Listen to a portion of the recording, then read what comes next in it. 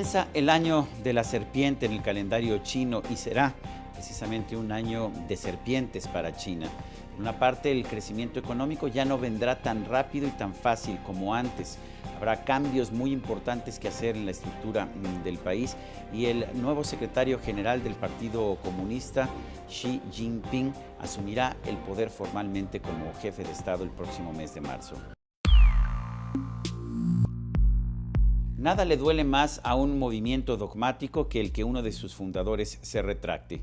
Pero esto es lo que ha sucedido en el caso de Mark Lynas, un ambientalista británico que públicamente ha ofrecido una disculpa por haber cuestionado los transgénicos.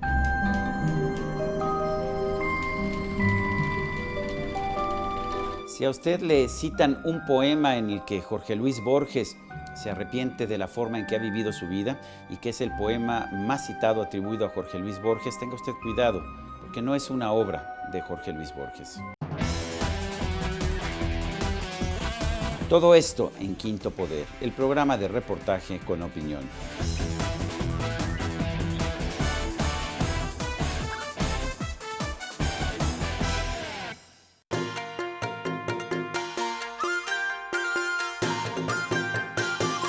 La historia económica de China de los últimos 30 años es realmente sorprendente. Nunca en la historia de la humanidad había tenido un país una tasa de crecimiento del 10% al año o más como la que ha tenido China. Por otra parte, esto le ha permitido al país sacar a 600 millones de personas de la pobreza. Tampoco hay algún precedente histórico para esto que ha ocurrido.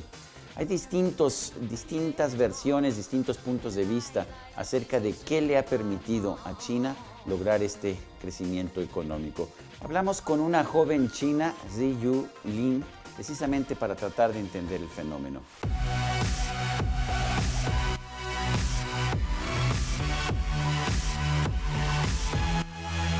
I think there are three things. That's the modest, and the hardworking, and the persistence. I think that's the most cherished characters for Chinese, who can fight for the bad environment and make our roles in the international stage and make our economic better. En un principio, los bajos salarios de los trabajadores chinos fueron la llave del crecimiento, pero las cosas están cambiando. Ya los sueldos en China no son tan bajos y lo que estamos viendo son grandes retos en materia de cómo mantener un mejor nivel de vida de las personas, cómo construir un sistema de seguridad social, cómo crecer sin contaminar y cómo también evitar la corrupción y las violaciones a los derechos humanos. And I don't think those three social problems will be able to be resolved in 5 years, actually, because it's so deeply rooted in our in our economic strategy that have been applying for years. And it's a kind of, vicious circle that because, excessive, as you all know, that China, became to the stage that we have the problem of excessive consumerism for resources.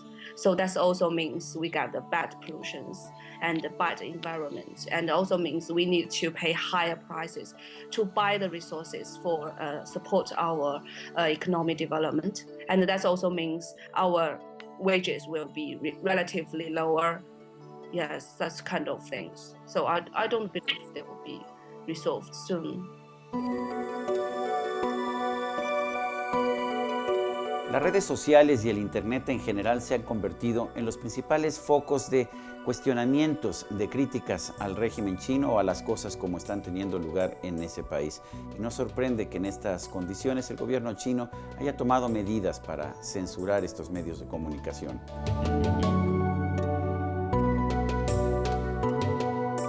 All the newspapers and the news released on the website should be, censored by Chinese like the news published organizations or something.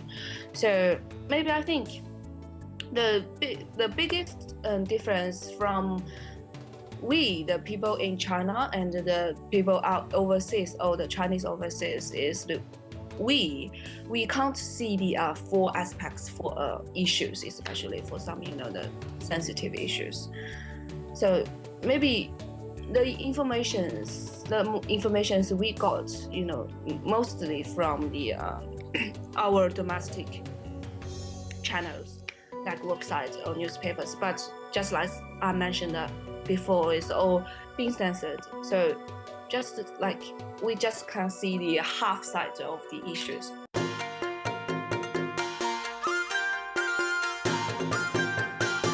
La llegada de Xi Jinping, primero a la Secretaría General del Partido Comunista y después a la presidencia de China, ofrece nuevas oportunidades. ¿Para qué? Para mantener el crecimiento económico de China, pero sobre una base social más sustentable en el largo plazo. El reto empieza en este año de la serpiente.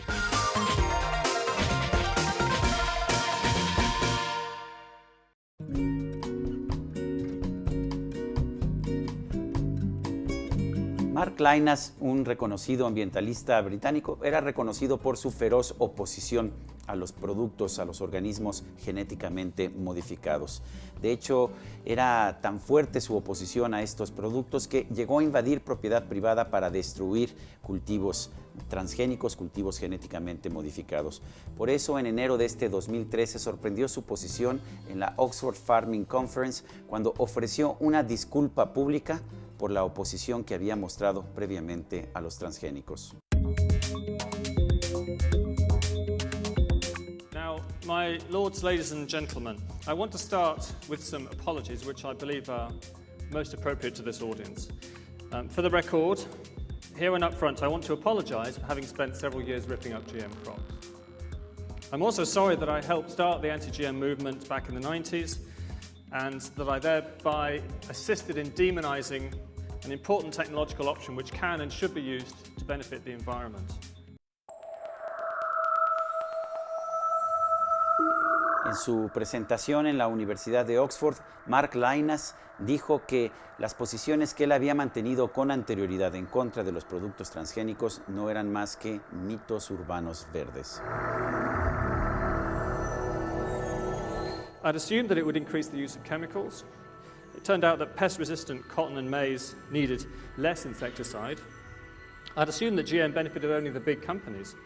It turned out that billions of dollars of benefits were accruing to farmers around the world, especially in developing countries who needed fewer inputs.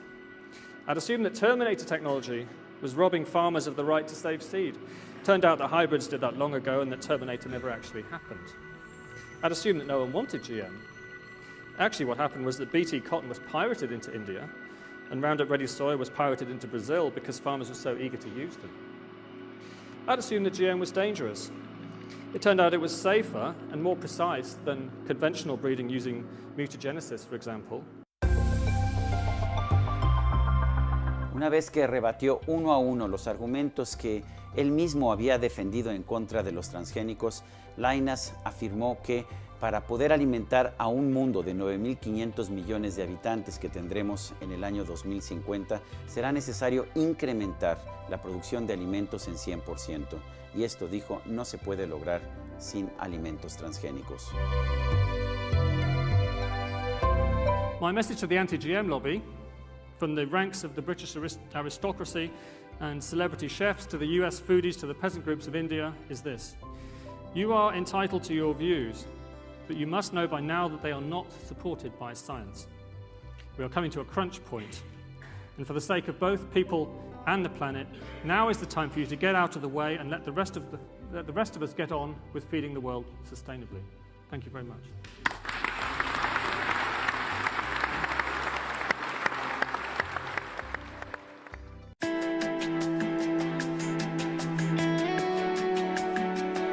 Quizás alguien le ha citado a usted un poema que dice: si pudiera vivir nuevamente mi vida, en la próxima trataría de cometer más errores. Es un poema que se le atribuye a Jorge Luis Borges y que por supuesto no escribió Jorge Luis Borges, que nunca se arrepintió de los errores o de los no errores que pudiera haber cometido y que siempre dijo haber estado feliz con la vida que había tenido. El estilo romántico de ese poema, por supuesto, nada tiene que ver con la prosa austera, la prosa casi sin adjetivos de Jorge Luis Borges, pero no se preocupe, quizás no es usted el único que ha caído en esa trampa. Apenas en agosto del año pasado, del 2012, la editorial Random House Mondadori se vio obligada a retirar un libro llamado Borges y México, porque la autora mexicana Elena Poniatowska citaba un poema que no era de Jorge Luis Borges. María Kodama, la viuda de Jorge Luis Borges, dijo que Borges nunca se había arrepentido de nada de lo que había hecho, que él decía que siempre había querido ser escritor y que si volviera a nacer sería, por supuesto, también escritor. María Kodama negó que este poema Instantes, que se ha divulgado de forma enorme en internet, simplemente no es de la autoría de su fallecido esposo.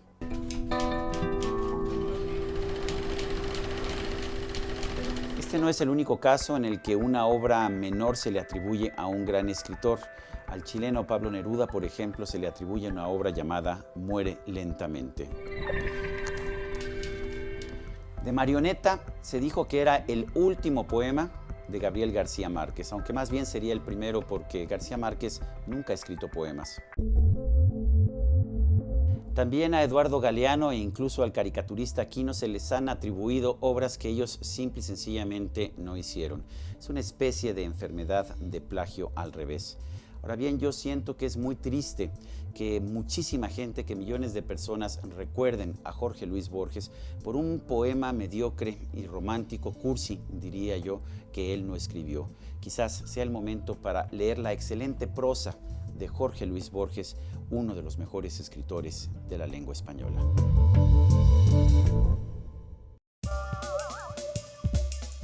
Esto es todo por hoy en Quinto Poder, el programa que le da poder a la sociedad.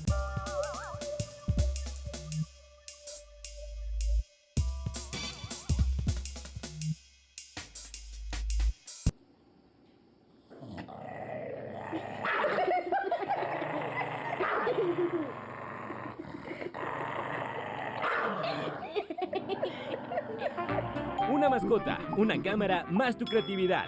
Una mascota, una cámara, más tu creatividad. Graba un animalito como tú quieras. Síguelo, crea una historia como tú quieras. Pero grábalo, grábalo, grábalo. Y súbelo al Facebook de Fusión Salvaje. Tu recompensa, ve tu video en televisión. Tu video en televisión. ¡En televisión! Velo en Proyecto 40 en Fusión Salvaje. Lunes, miércoles y viernes, 7 de la noche. Y sé feliz, feliz, feliz. Come frutas y verduras.